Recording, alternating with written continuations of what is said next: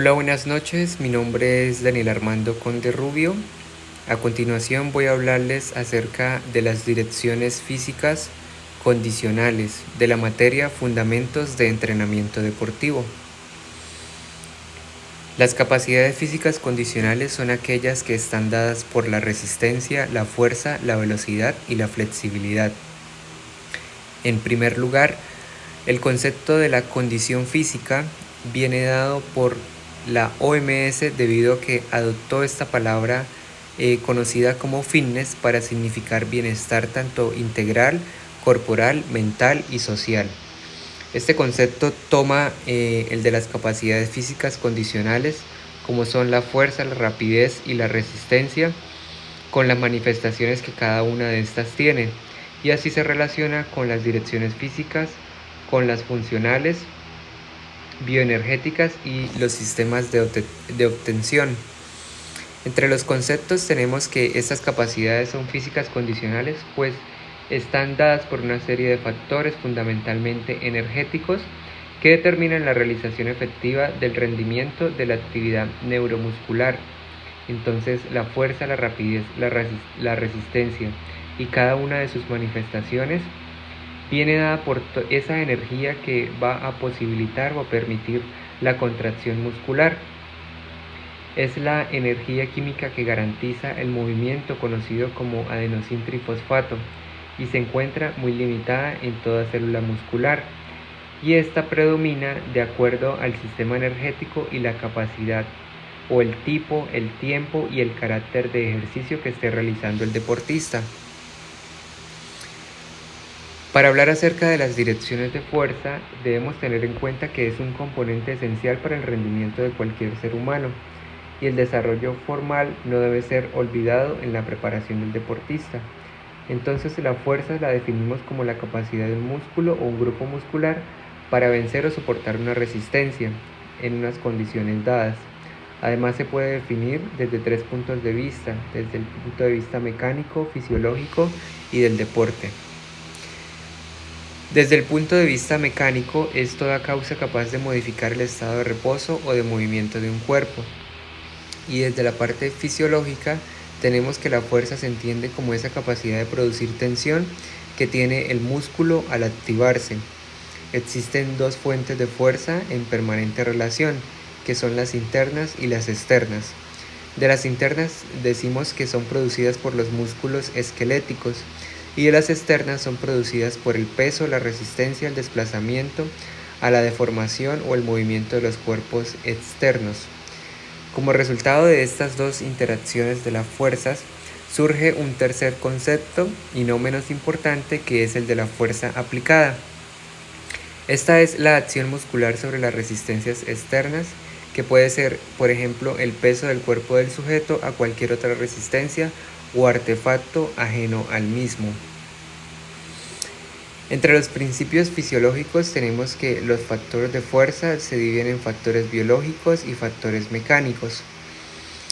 Existen 4 grupos de factores que van a determinar la fuerza. Entonces tenemos dentro de los factores biológicos las estructuras de las fibras, ya sea hipertrofia o hiperplasia, los aspectos neuromusculares y los modelos de reclutamiento.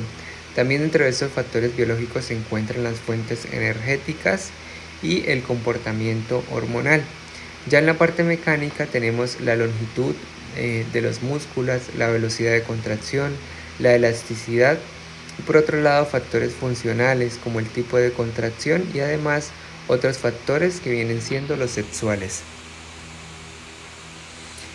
Para hablar acerca de esos factores que van a condicionar las fuerzas, se encuentra el tipo de fibra muscular, la ordenación de las fibras, la hipertrofia muscular, la coordinación, la longitud del brazo de palanca, la frecuencia de los impulsos, la excitación emocional, el entrenamiento, el clima, el día, la hipoxia, las radiaciones, el sueño, la edad, el sexo y la relación peso-fuerza corporal.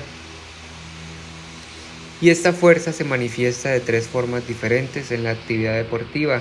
Es la fuerza máxima, la fuerza de velocidad, que puede ser explosiva, o aquella que presenta propiedades reactivas, es la pliometría.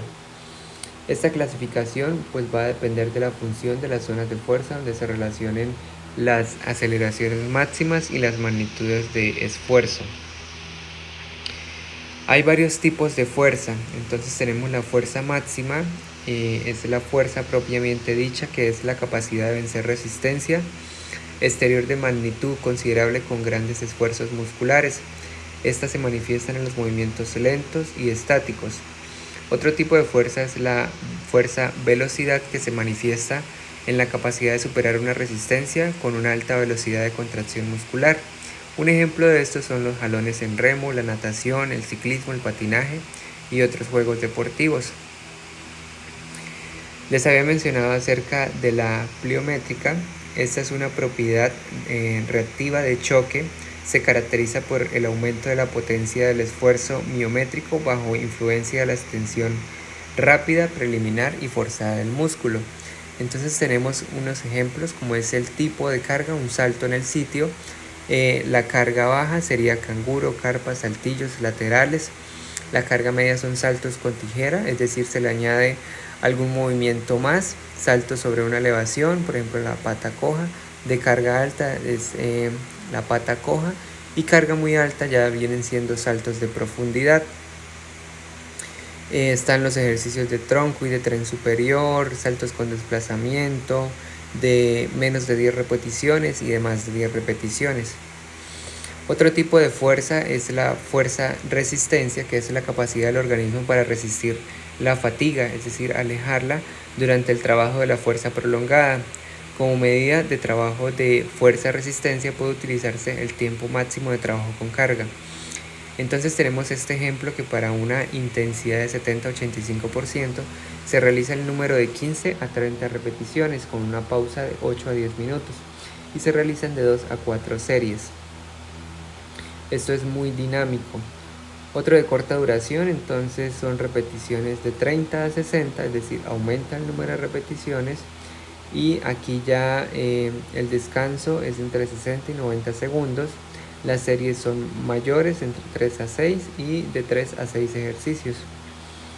De media duración, entonces tenemos pausas cortas, y de larga duración tenemos pausas mucho más cortas con igual número de repeticiones, entre 2 a 4, y ejercicios vienen siendo de 3 a 4. Tenemos diferentes metodologías para la preparación de las direcciones de fuerza en el deporte. Entonces todos esos métodos de entrenamiento de fuerza son diferentes y producen unos efectos significativamente distintos en el rendimiento neuromuscular. Sin embargo, siempre pues han existido diferencias a la hora de escoger uno u otro método de trabajo muscular. Entonces una de ellas pues defiende la especificidad del entrenamiento, es decir, que se deberían estimular los diferentes gestos y formas deportivas de forma tan parecida como fuera posible al modelo pues del movimiento, la velocidad, la fuerza, el tiempo y el tipo de contracción muscular. Por otro lado, otro método de trabajo es lo opuesto, en la cual pues se mantiene que es suficiente entrenar los músculos relevantes sin tener en cuenta la especificidad del entrenamiento muscular. Entonces, si vienen siendo ejercicios de fuerza específicos, como si son generales, se pueden clasificar de acuerdo pues al régimen de contracciones, y así pues surgirían entonces lo que son los ejercicios en régimen isométrico, es decir, estático, ejercicios en régimen anisométrico, ejercicios en régimen anisométrico tanto concéntrico como excéntrico, y los otros son ejercicios en régimen isocinético, manifestaciones pues reactivas de la fuerza, que es la pliometría. Vamos a hablar acerca del isométrico. Tiene una serie de ventajas, entre estas se encuentran la ejecución simple, el aumento de la fuerza condicionada pues por la angulación, entrenamiento pues de bajo costo y gran eficacia, posibilidad de dirigir pues para un grupo muscular de acuerdo pues al ángulo de flexión. Está estrechamente relacionado con la parte de rehabilitación. Algunas desventajas es que este entrenamiento no favorece el desarrollo de la coordinación, además de que el entrenamiento ejerce influencias negativas sobre lo que es la elasticidad muscular y la capacidad de estiramiento. Además de que hay un rápido estancamiento del aumento de la fuerza una vez se alcanza y esta se estabiliza rápidamente, formando lo que se denomina como una barrera de fuerza máxima isométrica.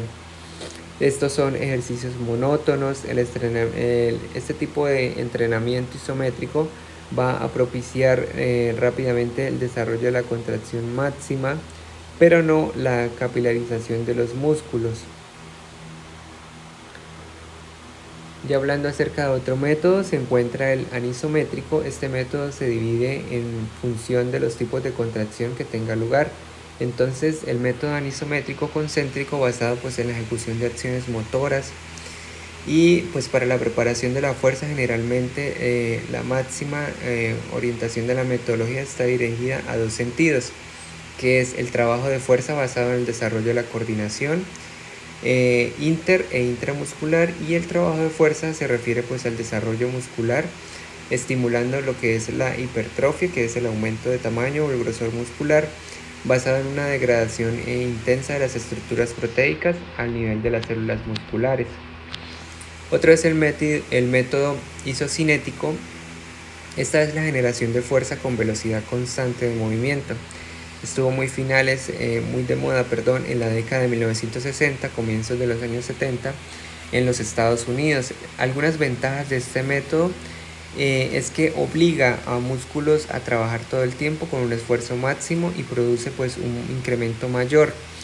Además de que permite una reducción considerable del tiempo a emplear para la ejecución de los ejercicios, la similitud con el trabajo en agua, la reducción de la probabilidad de lesiones, tanto musculares como articulares, la no necesidad de un calentamiento intenso y una rápida recuperación tras los ejercicios durante el proceso del mismo trabajo.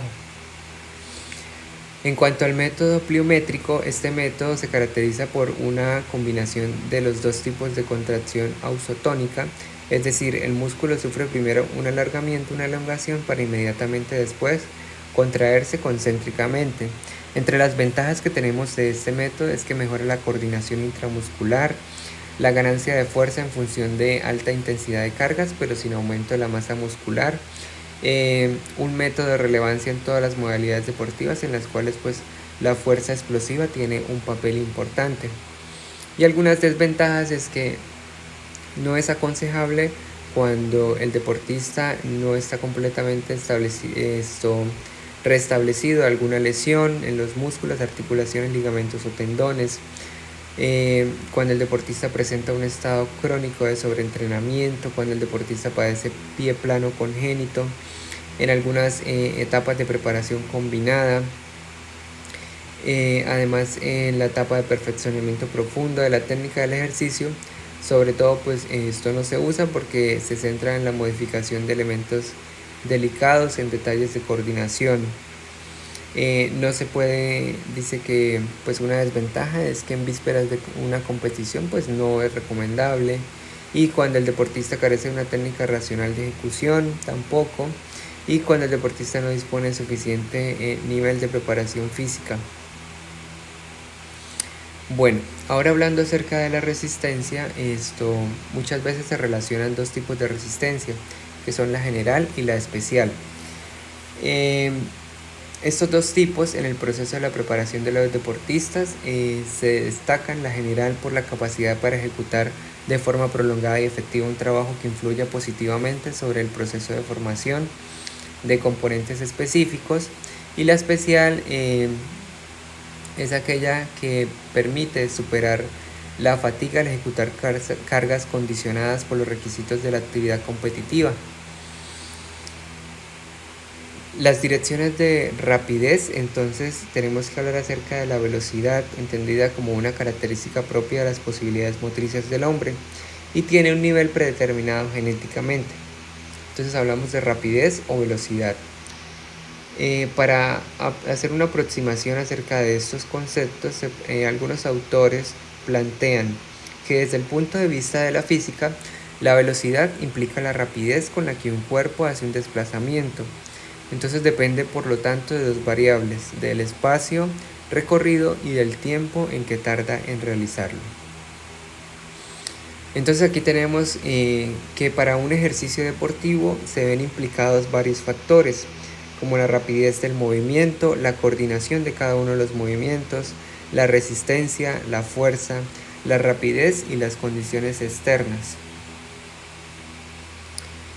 Finalmente, pues algunas conclusiones. Entonces tenemos que con referencia a el tiempo o el periodo del entrenamiento de la velocidad, se ha de tener en cuenta pues que saliendo del ámbito de los velocistas, la velocidad no se ha de entrenar aisladamente, sino de forma adaptada a los factores de fuerza y coordinación, es decir, la técnica que debe adquirir el deportista.